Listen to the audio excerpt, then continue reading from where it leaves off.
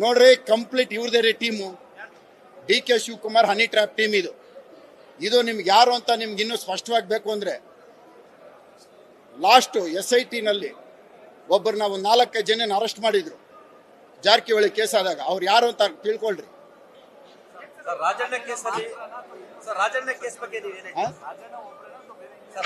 ಕೇಳಿ, ಇವತ್ತು ರಾಜಣ್ಣ ಹೇಳಿರೋದು ಹಲವಾರು ಜನದ್ದು ಇದೆ ಅಂತ ಹೇಳಿದ್ದಾರೆ. ನನಗೆ ಗೊತ್ತಿದ್ದಂಗೆ ಇವ್ರ ಹತ್ರ ರಾತ್ರಿ 2 ಗಂಟೆಗೆ ಈ ಹನಿ ಟ್ರ್ಯಾಪ್ ಮೀಟಿಂಗ್ ಮಾಡೋದು. ಹನಿ ಟ್ರ್ಯಾಪ್ ಮೀಟಿಂಗು 2 ಗಂಟೆಗೆ ಮಾತಾಡ್ತಾರೆ. ನನ್ನ ಮೀಟಿಂಗ್ ಮಾಡಿರೋದು ನನಗೆ ಚೆನ್ನಾಗಿ ಗೊತ್ತಿದೆ. ನಾನು ರಾಜೀನಾಮೆ ಕೊಟ್ಟ ಮೇಲೆ ಮುನಿದೇನಾಯ್ತು ಅಂತ ಕೇಳ್ತಾರೆ.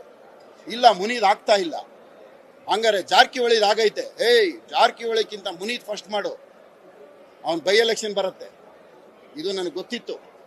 ಇದು ನನಗೆ ಗೊತ್ತಾದ ಮೇಲೆ ನಾನು ಭಾಳ ಎಚ್ಚರಿಕೆಯಿಂದ ಇದ್ದೀನಿ. ಕೊನೆಗೆ ಯಾವುದು ಸಿಕ್ಕಿಲ್ಲ ಅಂತ ಒಂದು ಹೆಣ್ಣುಮಗಳಿಗೆ ಕರ್ಕೊಂಬಂದು ರೇಪ್ ಕೇಸ್ ಹಾಕ್ಸ್ತಾರೆ. ಇದು ಮಾಡಿರೋ ಪಾಪದ ಕೆಲಸ. ಅರೆ, ರಮೇಶ್ ಜಾರಕಿಹೊಳಿ ಮೇಲೆ ಏನು ದ್ವೇಷ? ರಾಜಣ್ಣ ಏನು ಪಾಪ ಮಾಡವ್ರೆ ಹೇಳಪ್ಪ? ರಾಜಣ್ಣ ಏನು ತಪ್ಪು ಮಾಡವ್ರೆ? ರಾಜಣ್ಣನ ಸಬ್ಜೆಕ್ಟ್ ಗುಸ್ಗುಸ ಅಂತ ಇತ್ತು ಅಂತ ನಾನೇ ಹೇಳಿದ್ದೆ. ಇವತ್ತು ಓಪನ್ ಆಯ್ತಲ್ಲ. ಇವತ್ತು ನಾನೇ ಕಂಪ್ಲೇಂಟ್ ಕೊಡ್ತೀನಿ ಅಂತ ಹೇಳಿದ್ರಲ್ಲ. ರಮೇಶ್ ರೇವಣ್ಣನ ನೀವು ಇನ್ನೊಬ್ಬರ ಬಗ್ಗೆ ನಾನು ಮಾತಾಡಲ್ಲ. ರೇವಣ್ಣನ ಎತ್ಕೊಂಬಂದು ಮಾಡ್ಬಿಟ್ಟು ದೇವೇಗೌಡರು ನೀವು ಕೋರ್ಟಲ್ಲಿ ಇನ್ನು ಬೇಲ್ ಆರ್ಡರ್ಗಿತ್ತು ಹೋಗಿದೆ. ದೇವೇಗೌಡರ ಮನೆ ಬಾಗಿಲಲ್ಲಿ ಪೊಲೀಸ್ ಅವ್ರು ನಿಲ್ಲಿಸಿ ಕೊಳ್ಳಪಟ್ಟಿ ಇಳ್ಕೊಂಡು ಎಳ್ಕೊಂಬನ್ನಿ ಅಂತ ಹೇಳಿದ್ರಲ್ಲ. ರೇವಣ್ಣ ಏನು ಓಡೋಗ್ಬಿಡ್ತಾ ಇದ್ರ? ರೇವಣ್ಣ ಏನು ತಲೆ ಮರೆಸ್ಕೊಂಡು ಹೋಗ್ತಾ ಇದ್ರ?